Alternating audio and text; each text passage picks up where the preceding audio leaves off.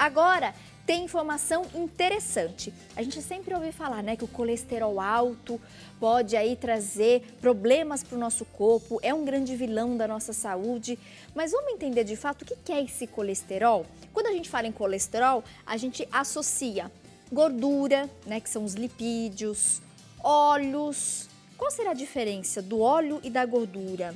Como é que esses lipídios trabalham, né? Essas gorduras trabalham no nosso corpo? Será que a gente precisa de gordura no corpo ou toda gordura traz prejuízos? Vamos aprender. Edson Credídio está aqui conosco. Ele é nutrólogo, doutor em ciência dos alimentos. Tudo bom, Edson? Tudo bem. Prazer tê-lo aqui mais uma vez. Prazer todo meu.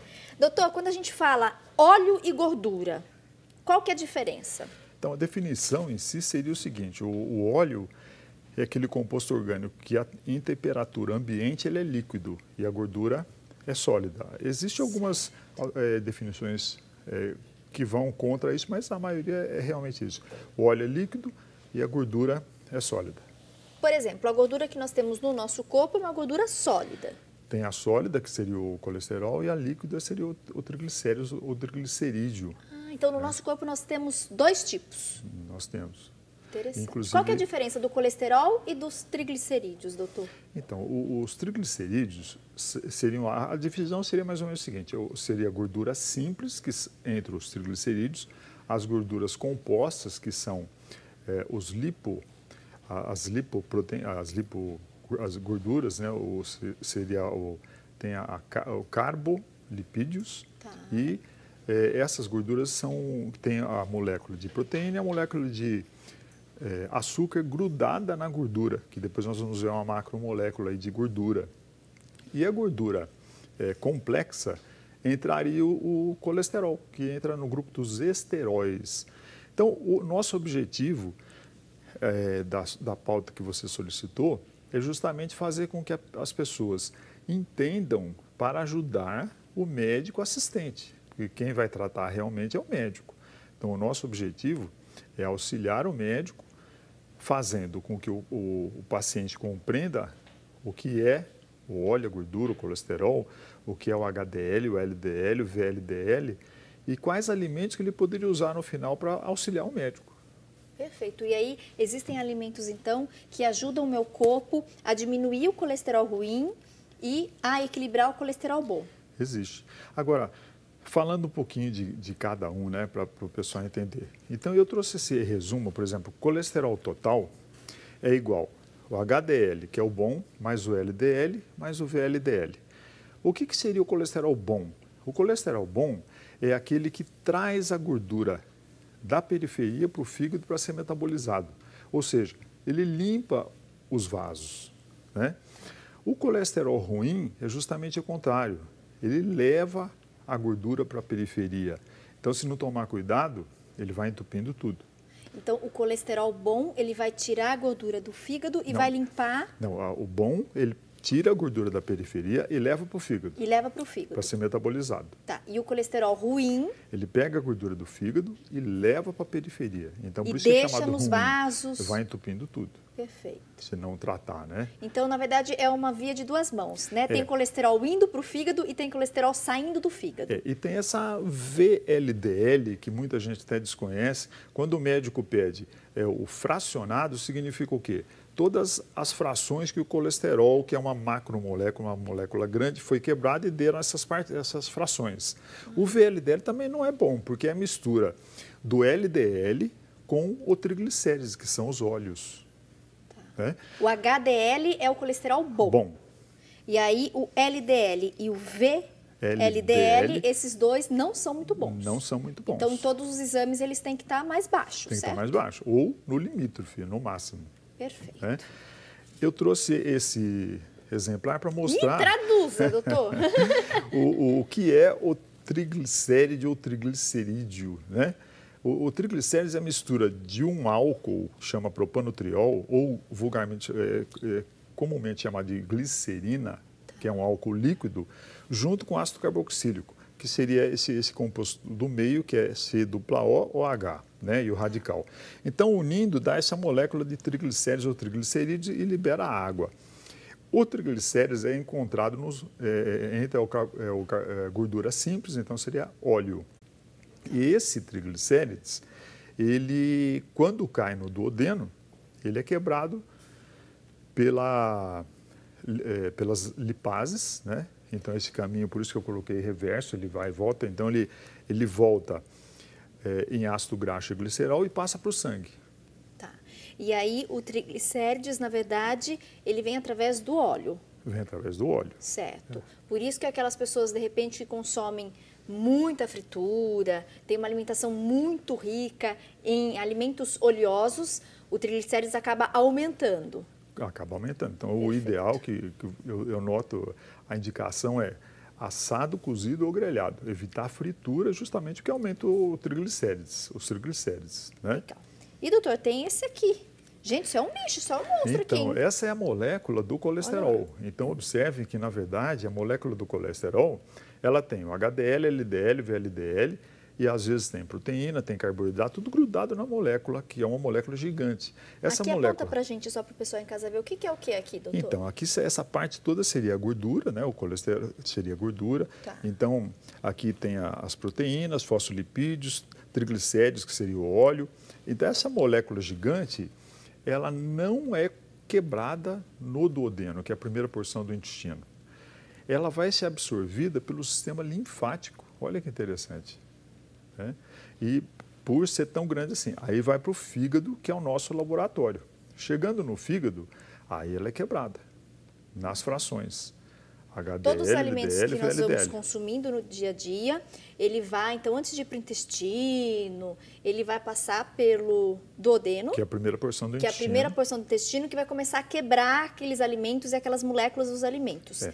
No caso do colesterol, ele não é quebrado ali. As moléculas do colesterol, como é uma molécula muito grande, e deixar claro o seguinte, o colesterol só existe no reino animal, no reino vegetal não existe colesterol. Então, quando fala, por exemplo, esse açaí sem colesterol, nenhum produto vegetal tem colesterol, só Então, os por animais. natureza, o açaí não tem colesterol. Na verdade, se você for ver, nada vegetal tem colesterol. Tá. Então, seria carne, leite e ovos. Né? E derivados. Mas o colesterol é aquela macromolécula, né? É um macronutriente que nós ingerimos pela alimentação. E uma curiosidade, 70% é produzido no nosso fígado desse colesterol. 30% vem da alimentação. Então, daí, o nosso fígado produz, então, colesterol. Produz o colesterol. Ele produz o bom ou o ruim, ou os dois? Ele produz todos. Né? Então, você veja que o colesterol, muita gente fala, puxa, doutor, mas eu como tudo assado, cozido, grelhado, não abuso e o meu colesterol não abaixa. Por quê? É porque o fígado fabrica. Né? E o fato do fígado fabricar, quem controla toda essa fabricação é uma enzima que fica no fígado. Né? Depois, falando dos alimentos, eu vou comentar. Okay. Chama 3-hidroxi-3-metil-glutaril coenzima A redutase. Senhor, que nome é esse? É nome, sobrenome e apelido, tudo junto aí, doutor. Essa enzima, quando aumenta a produção de colesterol. Essa enzima, quando diminui a produção de colesterol. Então, não basta cuidar da alimentação, porque o nosso fígado ele também produz colesterol, e aí, então, eu tenho que cuidar também do fígado para ele produzir o bom colesterol. Com certeza. Então, daí, existe, em relação à produção, além dessa estimulação da enzima, existem outros fatores também. Existe o que estimula a produção ou a redução de colesterol. Então, primeiro é o chamado ritmo circadiano. O que é isso? A hora que eu vou dormir, 6 horas depois, começa a produção máxima de colesterol. É à noite. Esse é o primeiro. O segundo é o biofeedback. O que é biofeedback? Conforme a ingesta, por exemplo, se eu comi muita gordura, o fígado é notificado e diminui a produção de colesterol hepático. Olha que interessante. Eu gostei dessa informação. O nosso fígado ele produz o colesterol, a maior quantidade, depois das 6 primeiras horas de sono. Depois das 6 primeiras horas de sono. Interessante. Esse é o ritmo circadiano. E aí quem dorme pouco acaba comprometendo então, hein, doutor? O sono é extremamente importante. Olha, gente, que interessante essa relação, porque tem pessoas que às vezes não conseguem dormir, por exemplo, 8 horas por dia. E aí, se o colesterol bom, o nosso fígado só começa a produzir depois das primeiras 6 horas de sono, quem dorme mal, consequentemente, também está prejudicando aquela produção do bom colesterol. Sem dúvida. E a última ação sobre o colesterol é a ação dos hormônios. Então, nós temos sobre essa enzima que eu falei, de nome estranho, isso tudo vai ficar depois disponibilizado no seu site, aí de repente quem quiser... Coloco né? lá sim, doutor, ponho no meu e no do programa. O nome da enzima, tudo, né? Para não deixar muito complexo, senão Mostra fica aqui pra gente uma aula nesse desenho, acadêmica, né? Esses nomes são difíceis, né, doutor? Mas é importante passar, né, também o nome correto. Aqui funciona, eu trouxe mais para ilustrar, nós temos o fígado, né? O fígado, ele produz a bile, que fica armazenada na vesícula biliar, né? Tá. Para que serve a vesícula? Quando nós comemos algum produto gorduroso, cai no duodeno, que é a primeira porção do intestino, ele libera a colicistoquinina, que vai fazer com que a vesícula se contraia, que é aquilo que eu falei uma vez, colerética e colagogo, esvaziar e encher a vesícula biliar, e joga a bile no duodeno para quebrar essa gordura. Nós temos também o pâncreas, que libera o suco pancreático, que ajuda a quebrar uma série de proteínas, gordura, lipase, né? Nós temos também a chamada enterogastrona, que dá uma parada no trânsito, porque quando cai coisa muito pesada no intestino, vai um aviso para o cérebro para ele parar, para diminuir o peristaltismo, a movimentação intestinal, para justamente dar um tempo de digerir. Parece uma jiboia comendo uma vítima.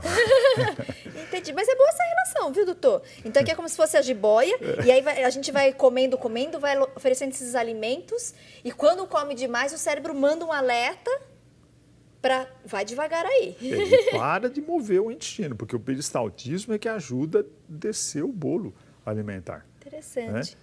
Então, é uma coisa interessante também. Por que obeso gosta mais de churrascaria? Porque nessa parada aí de uns 50 minutos para refazer o conteúdo da bile, da vesícula, ele come muito numa churrascaria, ele dá prejuízo. E é verdade. Doutor, continua conosco no próximo bloco? Pois não. Turminha, aprendemos mais então sobre essa relação, né? Gordura, triglicerídeos, e aí quando você faz aquele exame colesterol alto, triglicérides alto, então a gente tem que cuidar da alimentação, mas também tem que cuidar do nosso fígado. Porque o fígado também produz colesterol. No próximo bloco, a gente vai passar alguns alimentos que ajudam o fígado a produzir colesterol bom e aí, consequentemente, diminuir colesterol ruim do nosso corpo. E também os alimentos que, se a gente consumir, vai ajudar a equilibrar esses níveis de colesterol no corpo. Não saiam daí, tem bastante informação e dica no próximo bloco. Até já!